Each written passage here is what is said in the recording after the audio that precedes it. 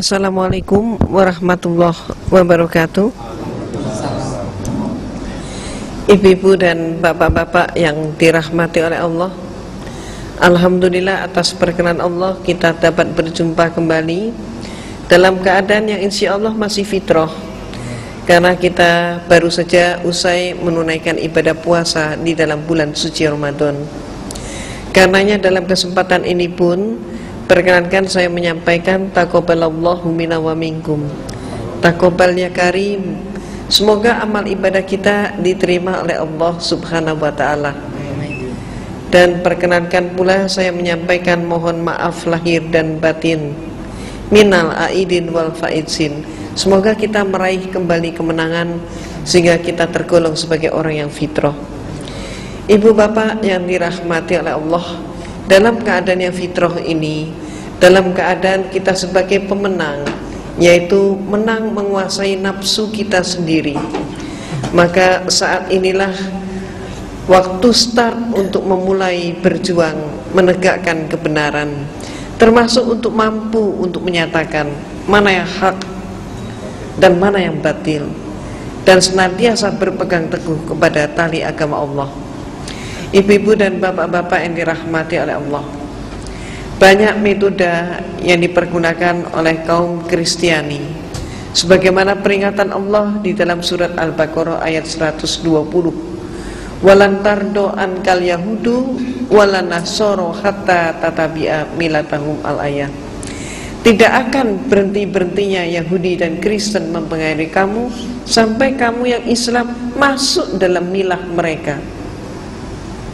Milah bisa diartikan agama, bisa diartikan pola pikir, bisa juga diartikan budaya. Berbagai macam cara dipakai oleh orang-orang Yahudi dan Kristen mempengaruhi kita, sehingga kita pun masuk dalam milah mereka.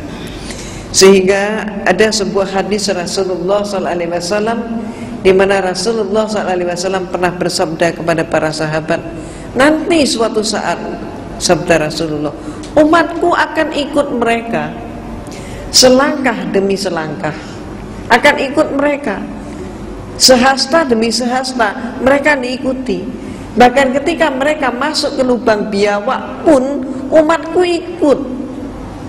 Maka kemudian para sahabat bertanya, ya Rasulullah, siapa yang Rasulullah maksudkan itu? Apakah mereka itu Yahudi dan Kristen? Maka jawab Rasulullah, siapa lagi kalau bukan mereka?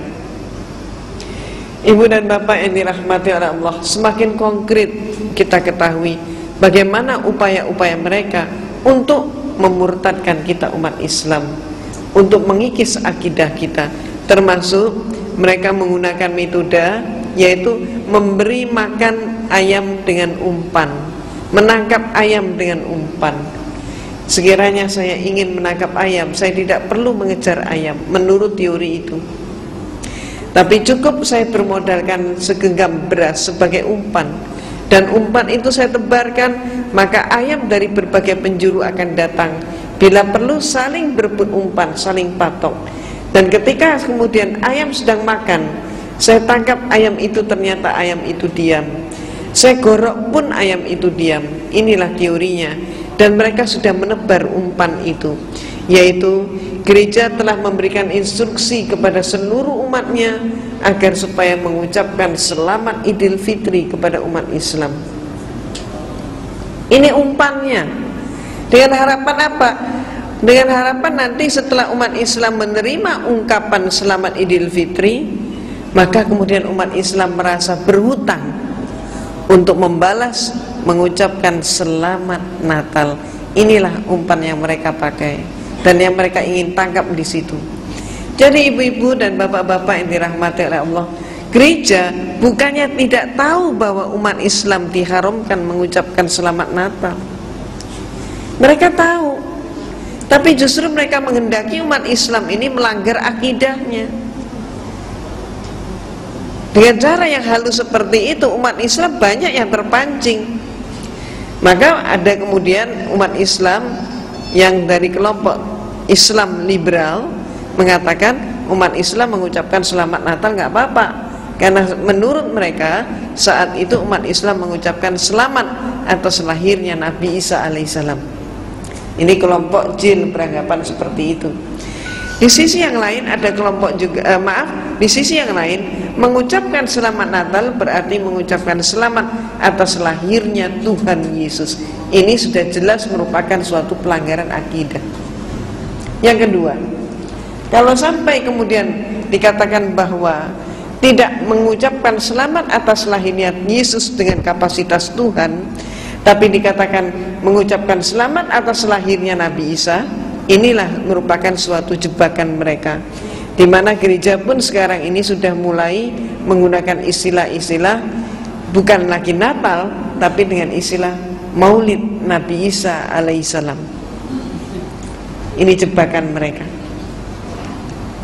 Maka apakah benar bahwa Nabi Isa itu lahirnya 25 Desember? Ini yang saya kupas dalam buku saya.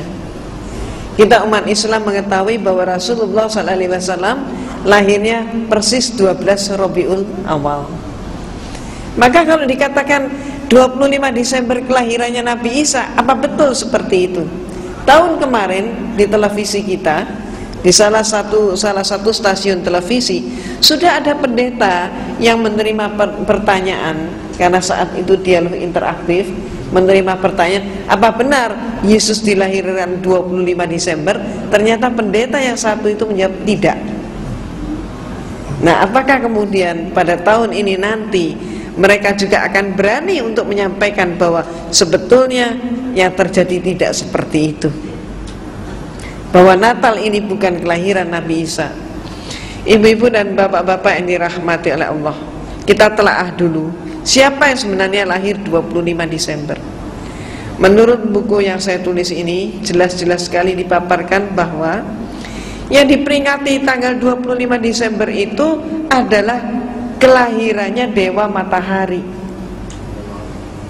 Nah, mengapa Dewa Matahari kemudian dipakai sebagai peringatannya kelahirannya Nabi Isa yang oleh mereka disebut Yesus? Peristiwanya ketika rakyat Romawi masih beragama politisme paganisme, hal ini berlangsung sampai abad keempat, di mana suatu bukti sejarah Kaisar Konstantin yang memimpin konsili Nizea yang diadakan di kota Nizea, maka disebut konsili Nizea. Konsili adalah konferensi atau bahasa lain muktamar. Ini bahasa Latin Romawi. Konsili Nizea yang diadakan pada tahun 325 Masehi melantik Yesus menjadi Tuhan.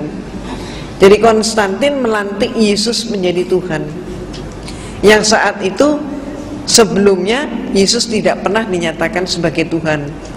Dan sampai hari ini pun kalau ibu dan bapak mencermati seluruh Bible, tidak ada satu kalimat pun yang menyatakan Yesus sebagai Tuhan. Dia tidak pernah menyatakan sembahlah aku Tuhanmu. Hal itu tidak pernah terjadi. Kenapa? Karena fakta memang mengungkap, sejarah mengungkap Yesus dipertuhankan untuk pertama kalinya tahun 325 Masehi, dan yang melantik adalah Kaisar Konstantin. Nah, Kaisar Konstantin melantik Yesus menjadi Tuhan, memimpin konsili. Saat itu agamanya Konstantin belum Katolik. Jadi saat itu gereja masih ada satu saja, yaitu gereja Katolik. Belum pecah. Nanti pada abad pertengahan baru pecah, Katolik pecah menjadi Katolik dan Protestan. Jadi saat itu gereja yang ada hanya Katolik. Konstantin belum Katolik, dia masih politisme paganisme. Ketika terjadi kemelut pada Imperium Romawi, di mana Imperium Romawi hampir mengalami kepunahan, maka mereka pun mencari penyebabnya. Para pembesar mencari penyebabnya. Apa penyebabnya? Maka saat itu kekaisaran menengarai penyebabnya adalah berbagai macam sembahan-sembahan yang mereka punyai tidak mampu mempersatukan bangsa Romawi. Jadi artinya agama mereka yang ada dianggap tidak kondusif.